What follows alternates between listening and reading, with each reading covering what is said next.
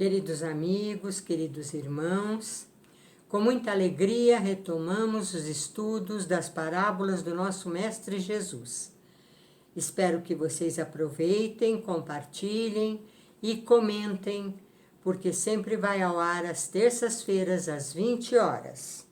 Vamos lá, a parábola dos primeiros lugares. Ao anotar como os convidados escolhiam os primeiros lugares, propôs-lhes esta parábola. Quando fores por alguém convidado para um casamento, não te sentes no primeiro lugar, para não suceder que seja por ele convidado uma pessoa mais considerada do que tu, e vindo o que te convidou, a ti e a ele, te diga, dá o lugar a este. E então irás envergonhado ocupar o último lugar. Pelo contrário, quando fores convidado, vai tomar o último lugar, para que, quando vier o que te convidou, te diga, amigo, senta-te mais para cima. Então isto será para ti uma honra diante de todos os mais convivas. Pois todo o que se exalta será humilhado, e todo o que se humilha será exaltado. Lucas capítulo 14, versículos 7 a 11. Esta é uma das parábolas que mais nos atenta para as posições de comando, de destaque, a busca incessante do ser humano pelos primeiros lugares, pelo destaque, pela fama, pelos aplausos, pela consideração, pelo reconhecimento. Jesus, observando, quando foi convidado às bodas, que todas as pessoas procuravam estar nos melhores lugares, mais próximos aos noivos, mais próximos aos familiares do noivo e da noiva, chamou a atenção dos discípulos para atentarem a isto, que não se deve procurar estar nos primeiros lugares, porque vai que no convite haviam outras pessoas que eram alvo de muito mais consideração pelos donos da festa, e você será constrangido a sair do local ocupado para ceder àquele que realmente tem um destaque maior naquela festa. E então ele diz isto querendo indicar também a parte espiritual, a parte do destaque maior com relação àqueles que trabalham para Jesus, aqueles que labutam em determinadas funções em benefício da Boa Nova, do Evangelho.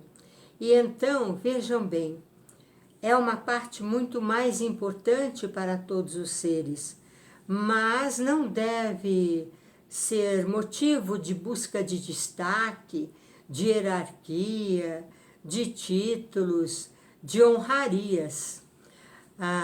O reino dos céus, a parte espiritual, ela é demonstrada pela evolução intrínseca de cada ser humano no interior de si mesmo, nas suas atitudes, na sua dedicação, na sua tarefa, na sua evolução, e não pelo cargo que ocupa. Nós vemos às vezes as criaturas brigando para serem a secretária do coral, ou aquela que está ali picotando os cartõezinhos de passe para indicar a sala a qual a pessoa deve ir para tomar o seu passe. É uma coisa, de certa forma, até mesmo ridícula, que o ser humano sempre busque esse destaque. Jesus, que era o mais evoluído espiritualmente, disse que não viera para ser servido, e sim para servir. Então ele deu o exemplo em todos os momentos com relação à sua dignidade espiritual, à sua autoridade.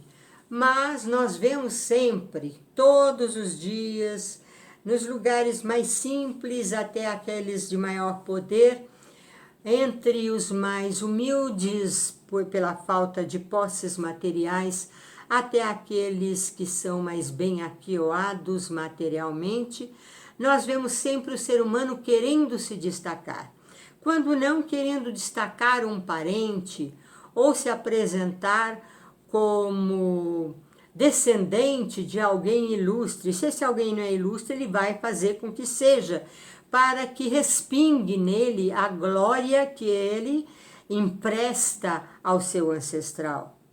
As pessoas mais destacadas na humanidade, mesmo ocupando locais de destaque, jamais humilharam os outros, jamais se vangloriaram, jamais usufruíram posições usando os outros como alpondras para subir. Quem faz isso é quem realmente não tem nenhuma evolução espiritual. E aí, aquele que se exalta será humilhado. E aquele que está num cantinho, quieto, sem nem reconhecer a própria humildade, será destacado entre os outros. Jesus quis mostrar isso pelo exemplo e quis destacar nesta parábola isso para os seus discípulos de uma forma muito clara, muito incisiva. Nós vemos que depois Jesus se dirige a Nazaré, onde ele passara a sua infância, nascer em Belém e fora criado como carpinteiro, filho de José, junto a Maria, sua mãe e seus irmãos, na pequenina cidade de Nazaré. E em chegando lá, ele foi à sinagoga e leu um trecho dos profetas que prognosticava a sua vinda. E disse aos seus conterrâneos: aqui, neste dia, se cumpre a profecia na minha pessoa. Mas eles se revoltaram e diziam entre si: não é este o filho do carpinteiro José? Não é sua mãe Maria? Não são seus irmãos Tiago, Simão, Pedro, Judas? Quem ele pensa que é melhor do que nós? E começaram a exigir que ele fizesse muitos milagres, muitas curas, daquelas que tinham ouvido dizer, ele fazia por onde passava. Jesus curou uns poucos e se retirou dali, deixando bem claro na sua frase fantástica: nenhum profeta é bem recebido na sua terra. Então nós vemos isto ao longo dos milênios, com pessoas mais distintas e outras mais humildes, mas nós vemos essa frase de Jesus, que é bem clara e diz: nenhum profeta é bem recebido na sua terra. E diz mais aos discípulos: quando fordes a um vilarejo, a uma cidade, e não fordes bem recebido, ao sairdes, chacoalhai a vossa sandália dos vossos pés, para não levar nenhum pó da cidade que vos rejeitou. Essa lição é fantástica e serve para cada um de nós. Quando formos constrangidos, humilhados, expulsos de locais onde não nos querem, onde não nos convidam, onde não nos recebem bem e até mesmo levantam calúnias a nosso respeito e a respeito dos nossos entes queridos. Esses locais serão julgados no seu tempo devido pelo próprio Cristo e serão julgados com o mesmo rigor que se houve para com Sodoma e Gomorra. Espero, portanto, que isto acalme os corações de vocês todas as vezes que a mentira, a hipocrisia tiver presença no seu caminho, tentando diminuir o seu valor, modificar a sua história, inventar inverdades e elevar aqueles que não têm mérito nenhum, ou pelo menos que não tenham mérito das ações que pertencem a terceiros. Então, o mentiroso dá-se a conhecer pelo seu orgulho e o tolo dá-se a conhecer pela fatuidade das suas escolhas. O tolo gosta de firulas e lantejoulas, e aquele que é verdadeiro, aquele que tem valor, passa muitas vezes despercebido, porque está muito preocupado em agir, em obrar, em fazer o bem, e não em brilhar no palco hipócrita do mundo, diante dos aplausos dos nécios e ignorantes. Todas as vezes em que formos chamados a participar de alguma boda, procuremos um local humilde, um lugar simples, onde possamos agir sem ostentação, porque aqueles que agem com ostentação, vivos ou mortos, por si ou pelos seus áulicos, já provam pela própria ostentação o seu desvalimento. Espero que vocês gostem e aprendam muito no seu dia a dia, ao longo da história, ao longo da vida, com esta parábola do valor dos primeiros lugares, dos últimos lugares, porque os últimos serão os primeiros, e os primeiros, segundo a lei do Pai de amores e do Cristo, os primeiros serão os últimos. Na época de Jesus, contavam uma história, uma lenda, de que as árvores se reuniram e resolveram escolher uma para ser a rainha delas. Como havia muitas oliveiras e o azeite era algo muito importante na época, eles chegaram às oliveiras e disseram: "Você não quer ser a rainha entre todas as árvores?" A oliveira, contudo, ponderou e disse: "O meu nome já está nas escrituras sagradas. O meu óleo, ele possui produtos medicinais, ele é apreciado, ele é utilizado para ungir os profetas. Eu acho que não preciso ser a rainha das árvores. Eu já tenho mais destaque do que jamais procurei." Então eles foram até a figueira e disseram: "Figueira, você não quer ser a rainha das árvores? Nós decidimos que devemos ter uma rainha, e você, pelos seus frutos, poderia ser a rainha das árvores." A figueira meditou, ponderou um pouco e disse: "Os meus frutos são muito sazonados, muito abençoados. Eles produzem uma doçura, um sabor inigualável. Eu já fui citada por várias vezes nas histórias do Mestre Jesus. Eu não preciso de destaque mais do que este que já tenho e da felicidade de produzir frutos tão benéficos ao ser humano, que são também buscados até mesmo pelos animais e pelas aves.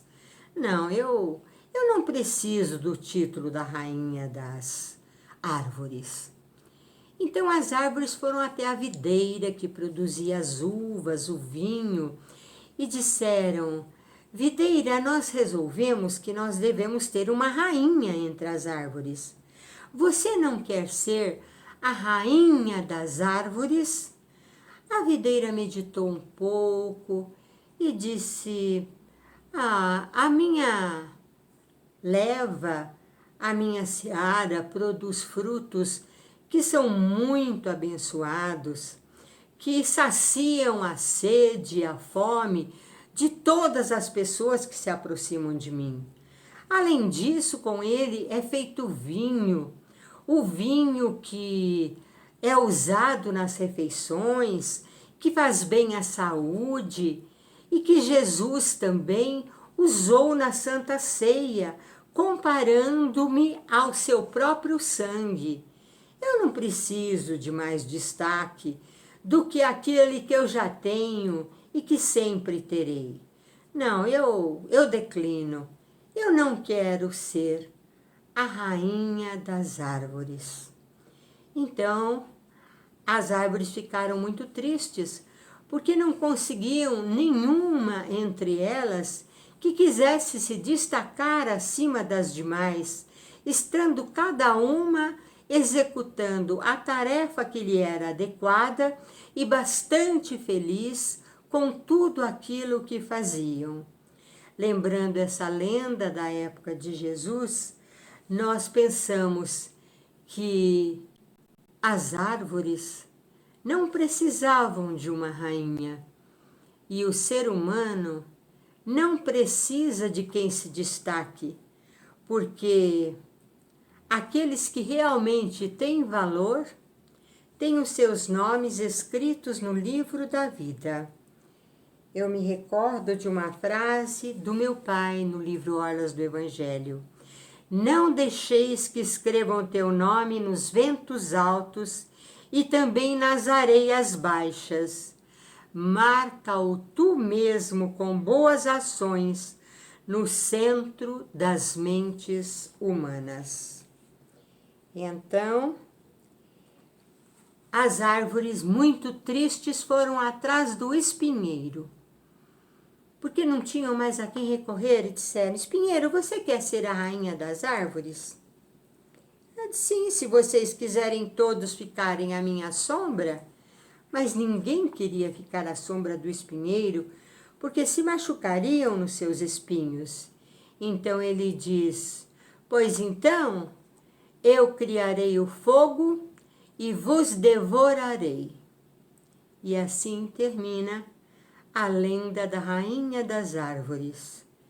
Nós temos um que foi coroado como rei dos judeus, ou o rei dos reis, aquele que nunca buscou esse título, mas até mesmo um governante romano, contra toda a vontade, ordem e arbitrariedade dos judeus, colocou essa efígie no alto da sua cruz.